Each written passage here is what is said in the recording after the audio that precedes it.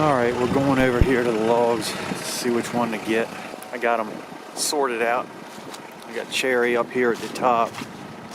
Next one down, some pecan. Let's see, this long one. See how long this is.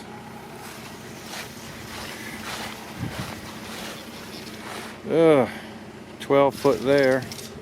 14, 16 foot tape measure. Alright. It's like 14 and some change to that cut. Really only need about 12. I might end up, as cool as that thing is, I might cut that butt out. There's a lot of rot in here.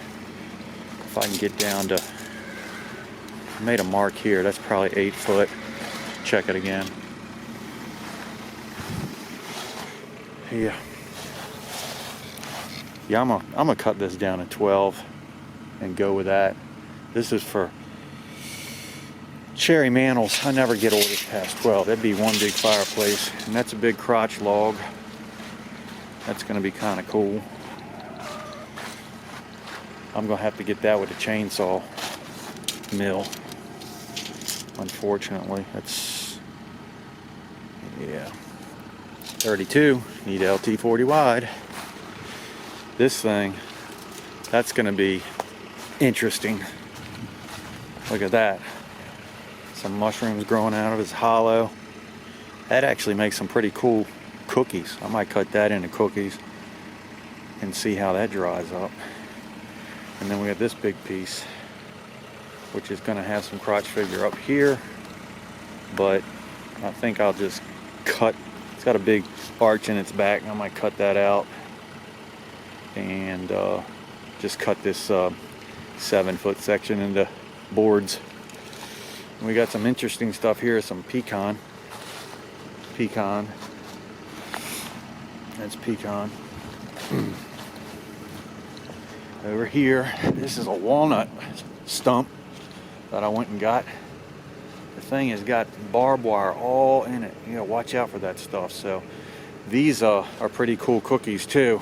You know, obviously it's not board, so I think I'll cut that into cookies and dry those, maybe 3 inches thick.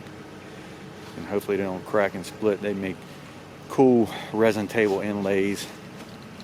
This is pecan. That's pecan. This is more walnut over here. Some crotch figure on that. That'll be neat. I might be able to get that through the Wood-Mizer. That's the other end of that stump, walnut stump. This is where it came out. This is the next piece. It's it died in the middle and grew around itself. So this center section is dead, and then it kept on growing. So yeah, it's not gonna make boards, and it quite honestly would make odd slabs, but those cross sections ingrained to that is really cool looking. I think there might be some possibilities with that. These are the logs. They're really long. Get little slabs or even cookies out of that. A buddy of mine gave me these big long pine beams here. I call them beams. They're not beams yet, but I'm gonna make them into beams. They're huge. Unfortunately, that huge one's got a little sway in it, curve. But yep, that's that. Let's go see if his tractor will pick up this entire log. That's gonna be challenging. If not, I might come up here and cut a hunk off of it, or just go get the bobcat and then pick the whole thing up, take it to the mill.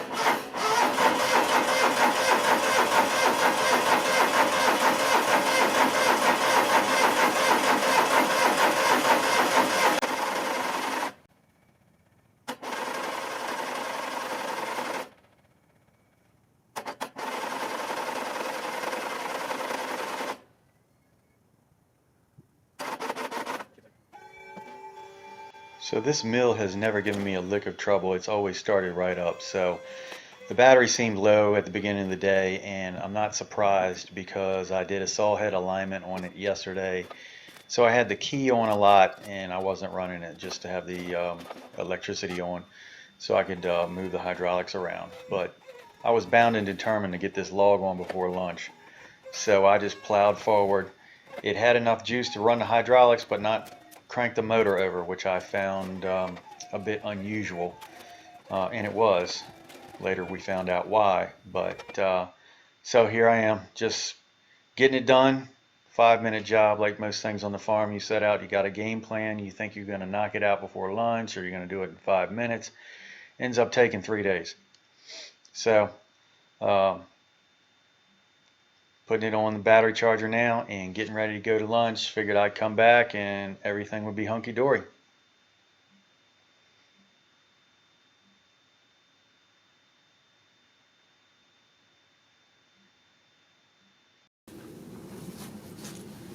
Well, my game plan with this log here is to replenish my cherry supply, cherry slabs, and some 4-inch cherry slabs for mantles.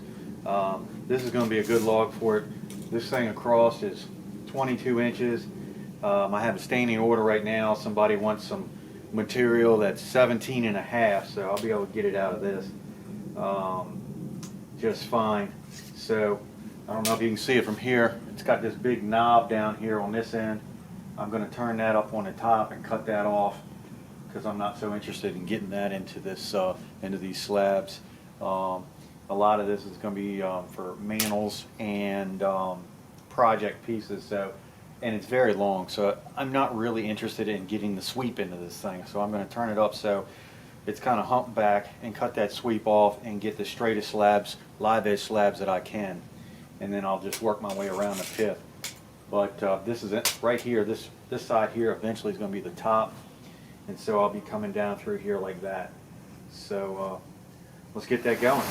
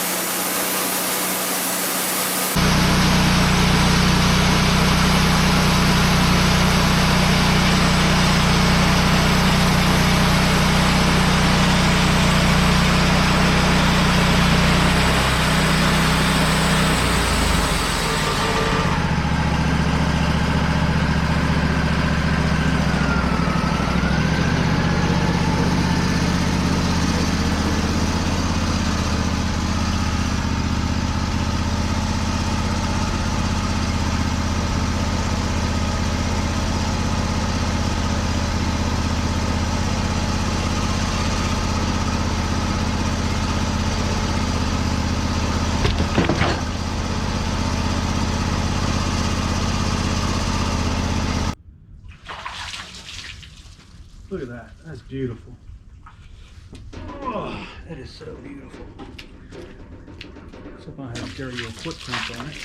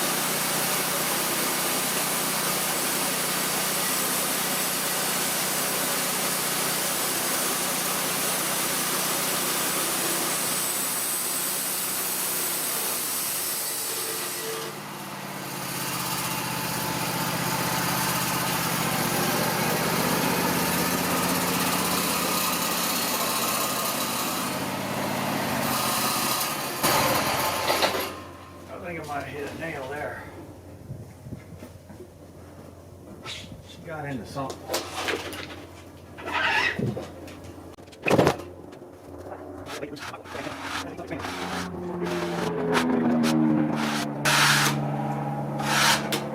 Right here, ball.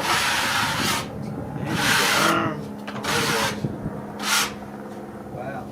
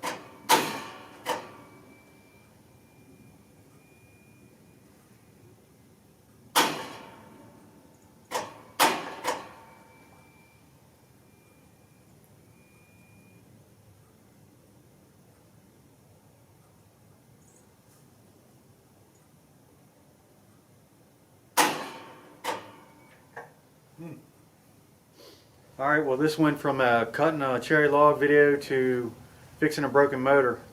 On that last pass that you saw right at the end of the cut, the motor kind of lugged and I thought I hit a nail. But when I took the slab off, there was no nail. And in recollection, right before that pass, when I started it, right at the end of the start, it sounded trashy, like it started and I heard some metal. At first, then I brought it back. My father came over. We're getting ready to cut another slab, and I went to fire it up, and it just wouldn't turn over. Earlier today, it was hard to turn over, so I put the battery charger on it. Still wouldn't turn over. I'm like, uh-oh, we got a problem. So, you know, I'm scared it's a locked up motor, and my father was like, well, maybe it's a starter. So we took the starter off. The starter seemed fine, spun around, looked in there, the flywheel seemed fine. Then we took the spark plugs out. They looked fine. It wasn't loaded full of gas. Then we took the pulley, the main crank pulley cover off, and put channel locks on that, and the motor wouldn't turn over. And then I really lugged on it, and it got to move for like a 1/4 inch, and it sounded really like crusty.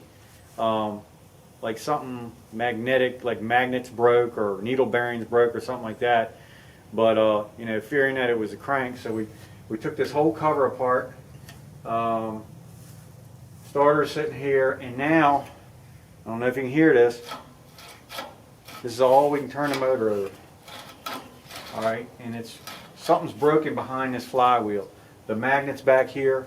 Hopefully it's just that shattered. And if you look back behind here, you can see garbage, magnets, something, cast iron looking stuff back there flopping around. And it's real crusty, but I can turn the motor over, but when you turn it over, it feels like it's a corn grinder or something. So I'm going to stop here. We're going to go find a flywheel puller and get a schematic and take a look at this thing and pull this flywheel off, and hopefully it's just a magnet flew off or something and shattered and the motor's fine. But that's where we are now. 5-minute job.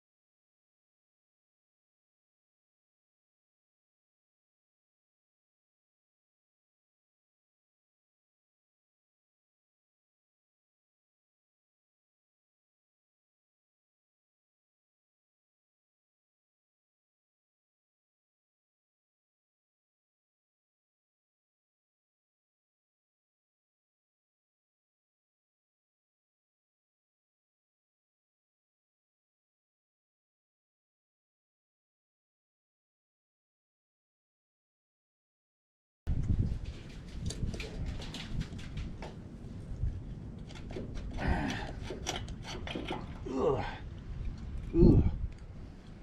Ugh. Yeah. All the magnets are stuck to the wrong thing. All the magnets are stuck to the wrong thing. Look at that. Yeah. Here you go. Let me get a shot of that. Well, that'll do it.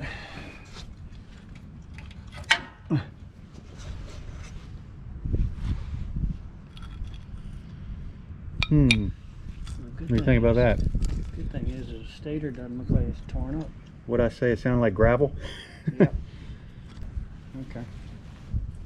The good thing is the stator doesn't look like it's hurt. Right. See what that looks like. It doesn't look hurt. Nope. That's amazing. That would be wonderful. How all that could go around. I guess because it goes. It just came loose and stuck to it, and then it just kept shattering the pieces up until it got out of the way. Mm-hmm. That looks like no one might get away with just a plywood. Be a latent defect. Yeah. I wonder if they've had that problem before. I'll Shouldn't be a problem. I'll be calling them tomorrow. Oops. Oops. Well, we were right. It did sound like magnets. Let's go up on the top of the garage, see if we get the plywood to the other one.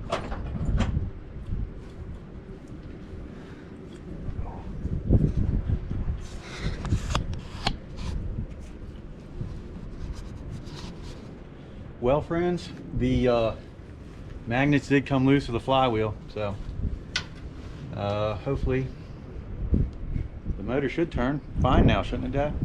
Yeah, I mean, this is the obvious problem, so we're going to get a new flywheel, and I might have a used one in the barn that came off the same motor, so we're going to look for that, but that's the problem. Check it out.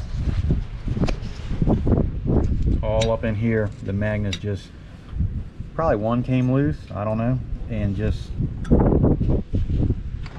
it doesn't take but one thing to come loose in there and just destroys everything. So hopefully that's all that's wrong with it. So. All right, I'm back. It's the next day. I called Wood-Mizer of PA this morning and spoke to them, and very knowledgeable people up there, and told them about the problem I had.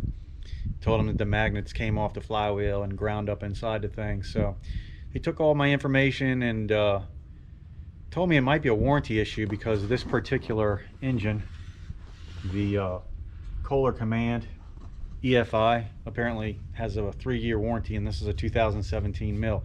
So that's nice to know. But before we even got to that, the individual I spoke to talked to Marty Parsons, who's the owner up there, and he's forgot more about mills than most people know. I mean, he knows his mills. And they told me that this mill really doesn't even use a stator because it has a automotive alternator, which I totally forgot about. So this stator is, it's built with the motor, and it comes with it, but they outfit it with a automotive alternator because the requirements are so much more on this engine because they have to run hydraulics and everything else. So they said that the stator doesn't even do anything, so it's basically bypassed. So they offered to get me a new flywheel if I wanted, but if I didn't want to go through all that and wait, that I can just take the rest of the magnets out, clean it up, clean everything back up, put it back together. They even said that I could take the stator out if I wanted. So I'm getting ready to slap it back together. What I decided to do is clean it up. I don't feel like waiting. I have standing orders and I have to cut some lumber. So I'll show you here in a second, or right now. This is the, I cleaned it all up, and I have sanded it down, blew it out, vacuumed it, got all the dirt and debris out of there. It's good to go. And then I've done the same with this. I've blown it out, vacuumed it out, got all the magnetic debris out of there. And I'm gonna slap it back together and see how it works. So I'm gonna put it back together and put a voltmeter on it just to make sure that everything works fine. But I'm gonna get putting it back together now, and I'll let you know how it turns out. All right, here's the moment of truth. I got it all back together, hooked up the battery. We're gonna see if it works.